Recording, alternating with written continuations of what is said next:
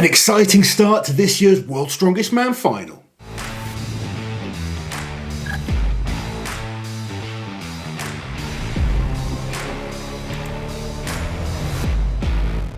It has been a doozy of a day, Lazo. It has indeed. 3 events down at the World's Strongest Man. We started day 1 with the Giants Medley. The super yoke into the frame carry. We saw a lot of people saying, oh, this frame's a bit too light. Well, it's 300. Auntie Liz was saying this frame's too light. Well, it's 330 kilos. So initially it was listed as heavier. But I think in testing, they were like, this is a tough frame. And we saw that with the results. So it was 20 metres on the super yoke, the 1,000-pound super yoke, then 20 metres on the frame bag. And I was amazed the amount of people that didn't finish it. Only 4 athletes managed to finish this in the end. Clearly a very challenging event. Yeah. And some surprise results on this one. Not so much the winner, Evan Singleton taking the win here. Really impressive start to this event for him. But the other favourite for this event, Mitch Hooper, ending up in 6th position. Yeah, I think it was Austin and Wesley who went up first.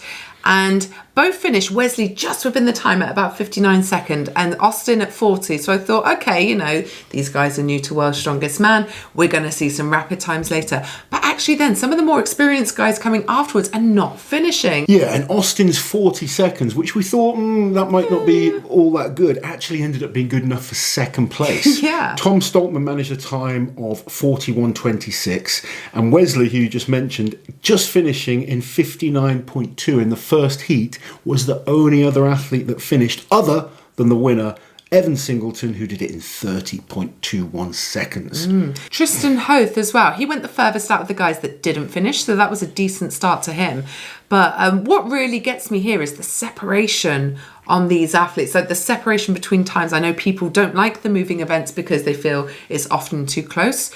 That cannot be said here. No, proper separation here. We will point out Mitch Hooper tore his calluses on this event. Some nasty pictures of his hands. Yeah, a lot of people are, oh my God, you know, this is terrible news. This happens at World's Strongest Man. And, you know, it's something that athletes have to cope with. I remember being at Worlds and we did a frame carry and almost half the field tore their calluses, often due to the humidity of being in these hotter climates.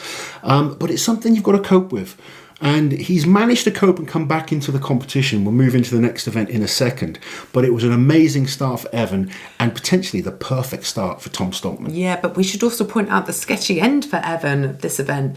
As he went over the line, he went down and his leg or foot got trapped underneath the frame. It was quite scary looking for a minute when everyone rushed to get it off him. But he's continued on throughout today and done very well. He has indeed. So we moved on to the axle for max, the maxle as some of you like to call it right now. And again, we saw some epic performances. I really didn't expect us to be going up to world record level on this one. However, we did have a couple of athletes get to the point of attempting it. The record was not broken, but first place went to Tom Stoltman and Mitch Hooper, both lifting 210 kilos. So yeah, the opening weight here was 170 kilos. And I thought up to maybe half of the field wouldn't finish. Because even though, you know, these men are all capable, like, let's think they're 8 events into a competition at this point. They're going to be feeling battered. They're going to be tired.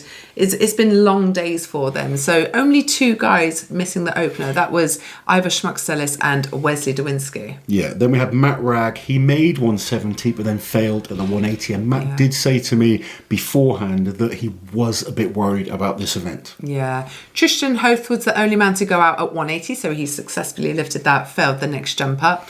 And then we had a 3-way tie for 190 kilos. That was hit by Evan Singleton, Austin Andrade, who's had an incredible start to this year's competition, and Luke Stoltman also in there, and Pavlo Cordiaca sat alone at 200 kilos. Really good to see Pavlo pick up some big points on this one. Not the best start in the first event. It wasn't, no. But he made up some ground in the axle. And yeah, Mitch Hooper and Tom Stoltman ending up on the win on this one, joint first, 210 kilos. And the pressure really on Mitch at this point to be 6 points off first place, but more importantly, probably 3 points behind Tom Stoltman in an event that should have been one of his events to win.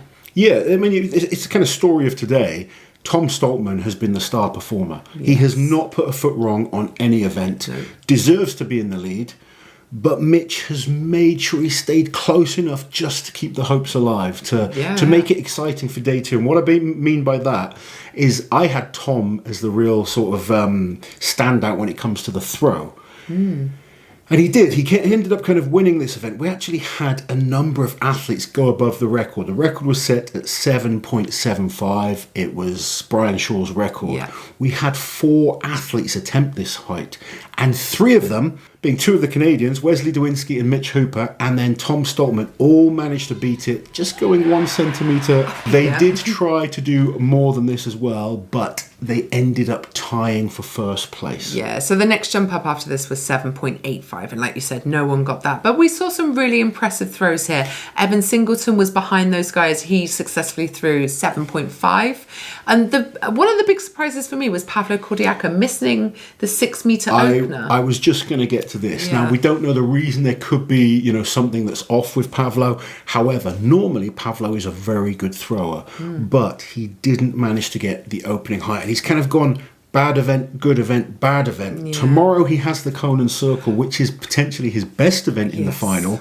He needs to pick up some points on that one. And I think Pavlo's performance on the Conan's wheel is going to tell us everything we need to know about the shape he's in. Absolutely. If, we know he's in good shape if he does what we expect he can do on that event. Yeah. So overall, at the end of day 1, the standings are as follows. Tom Stoltman is in the lead. 26.5 points. He's going to be so happy going to bed tonight. That is the perfect position for the big Scotsman to be in. Mitch Hooper has pulled himself back into this contest. He is on 23.5 points, 3 points behind the Scot. Evan Singleton just half a point behind Mitch Hooper in 3rd place.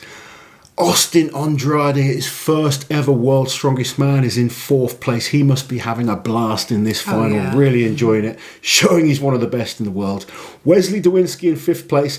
Matt Ragg may be a little bit lower than people were expecting. However, Matt has some great events to come in day 2. Very good. I can see Matt climbing up that leaderboard. Definitely, for sure. Yeah. He's very good at the next 3 events. And he is tied on 12.5 points with the spicy Luke Stoltman. Luke absolutely desperate to get out of that 7th-place slump. Not a bad place to be, 7th in the world, but he's had that result 3 times before and he wants to do better this year. He does indeed.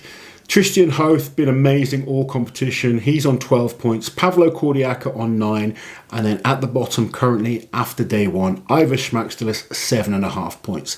Lots still to fight for, but it does look like it's coming down to a real battle between Tom, Mitch Hooper and Evan Singleton still in there with an outside shot. So tomorrow we will have the final 3 events, starting with the Conan Circle, which is going to be 250 kilos in hand. Then they are doing a tired deadlift for reps, which will weigh 374 kilos. And they will be finishing on the Atlas stones, ranging from 140 to 210 kilos. So lots still to fight for, Lazo. Absolutely. Conan's wheel is going to be an interesting one. Could throw the points around a little bit. Lots of big deadlifters in this final. How much do they have left in the back? Yeah. And then it comes down to the Atlas Stones. We all know who the favourite for the Atlas Stones is. Will he be maintaining that lead going into it? Because if he is, I can see a 3-time World's Strongest Man coming from Scotland. But the Moose will keep fighting and Evan Singleton isn't done yet. So please come and join us for our live weight parties tomorrow. They're going to be lots of fun and we will find out who is the World's Strongest Man 2024.